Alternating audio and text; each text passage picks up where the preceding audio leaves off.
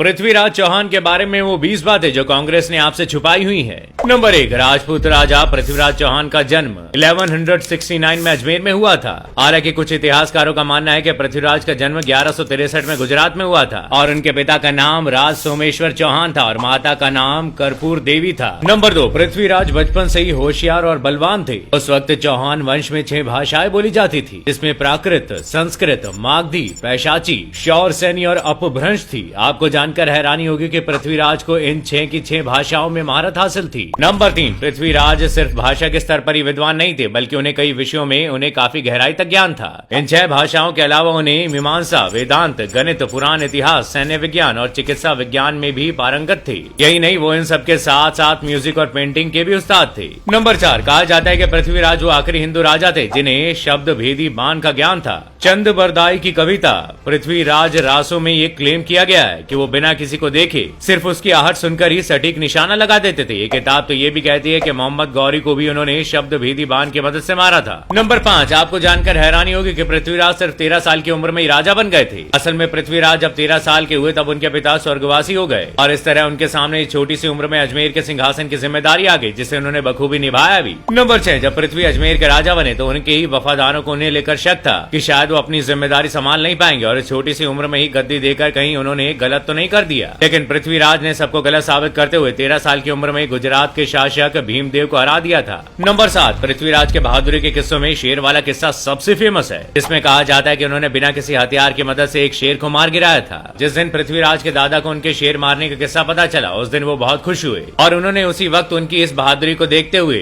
जो उनके दादाजी दिल्ली के शासक थे, उन्होंने पृथ्वीराज को दिल्ली का राजा घोषित कर दिया था। नंबर 8, पृथ्वीराज चौहान ने सिर्फ 15 साल की उम्र में दिल्ली की गद्दी संभाली और राजा बनने के बाद उन्होंने दिल्ली में एक किला बनवाया, जिसे किला राय पिथौरा नाम दिया गया था। नंबर 9, पृथ्वीराज की पहचान उनकी विशाल सेना के लिए भी होती है। इतिहास को माने तो उनकी सेना में 300 हाथी और 3 लाख सैनिक थे, जिसमें घुड़सवारों की संख्या भी कई हजारों में थी। नंबर 10, वैसे तो पृथ्वीराज की कहानी में एक ही रानी का जिक्र है, लेकिन पृथ्वीराज रासो की माने तो जब पृथ्वीराज 11 साल के थे तब उनकी पहली बार शादी हुई थी, जिसके बाद हर साल उनकी शादी होती रही और ये सिलसिला तब तक चलता रहा जब तक वो 22 साल के नहीं हो गए। नंबर 11, जब पृथ्वीराज 26 साल के हुए तब उनकी शादी संयोगिता से हुई थी। संयोगिता जयचंद की बेटी थी और जयचंद वही था जिसे इतिहास में मोहम्मद गौरी का साथ देने के लिए गद्दार नाम से जाना जाता है। लेकिन हैरानी की बात यह है कि पृथ्वीराज रासो के अलावा कहीं भी जयचंद की गद्दारी का जिक्र नहीं देखने को मिलता। नंबर 12, इतनी सारी शादियां होने के बावजूद भी पृथ्वीराज रासो में उनकी सिर्फ 5 पत्नियों का ही जिक्र है, जिसमें जम्बावती, इच्छनी, यादवी,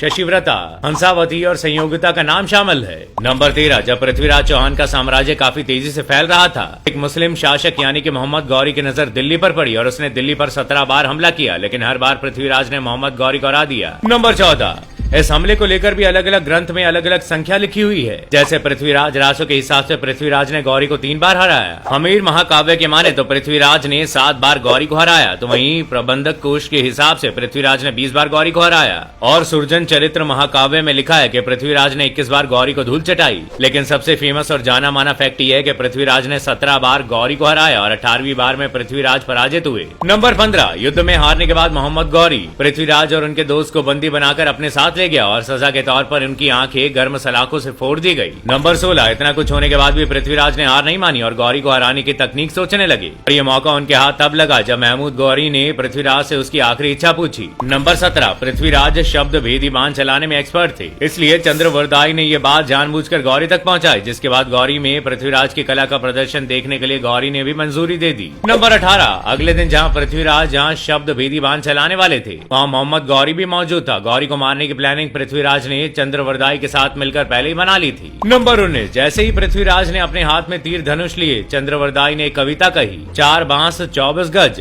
अंगुल अष्ट प्रमाण, ता ऊपर सुल्तान है मत चूके चौहान। नंबर 20, ये कविता सुनते ही जैसे ही गौरी ने वाह बोला, उसकी आवाज सुनते ही पृथ्वीराज ने अपना शब्द भेदी बाण उसकी तरफ चला दिया और जो सीधा गौरी के गले में जा लगा और वो वहीं मारा गया। कहा जाता है कि गौरी के मरते ही पृथ्वीराज और चंद्रवरदाई ने एक दूसरे के पेट में खंजर घोंपकर एक दूसरे की जान ले ली। इस तरह पृथ्वीराज ने अपना बदला पूरा किया और मोहम्मद का वध किया और जैसे ही उधर संयोगिता ने पृथ्वीराज के मरने की खबर सुनी, उसने भी अपनी जान दे दी। ऐसे आपको बता दें कि पृथ्वीराज और संयोगिता की प्रेम कहानी बड़ी दिलचस्प दिलचस्प है। संयोगिता और पृथ्वीराज के प्रेम के बारे में कहा जाता है कि जब पृथ्वीराज की बहादुरी के किस्से पहुंचे, वो मन ही मन पृथ्वीराज से प्यार करने लगी और छुप छुप कर उनसे चिट्ठियों के जरिए बात करने लगी। संयोगिता के पिता जयचंद को जब इस बात का पता चला तो उन्होंने अपनी बेटी और उसके प्रेमी पृथ्वीराज चौहान को सबक सिखाने का निश्चय किया। जयचंद ने अपनी बेटी का स्वयंवर आयोजित किया। जयचंद ने देश के सभी बड़े और छोटे राजकुमारों को शाही स्वयंवर में सम्मिलित होने का न्योता भेजा, लेकिन उसने जानबूझकर पृथ्वीराज को न्योता नहीं भेजा। यही नहीं बल्कि पृथ्वीराज को बेइज्जत करने के लिए द्वारपालों के स्थान पर पृथ्वीराज की मूर्ति लगाई। लेकिन उनकी बेटी ने भी सभी राजाओं को छोड़कर पृथ्वीराज की मूर्ति पर हार चढ़ाया। पृथ्वीराज उस मूर्ति के पीछे द्वारपाल के वेश में खड़े थे और उन्होंने धीरे से संयोगिता को उठाया और अपने घोड़े पर बिठाकर अपनी राजधानी दिल्ली की तरफ चल पड़े और अंत में शादी कर ली।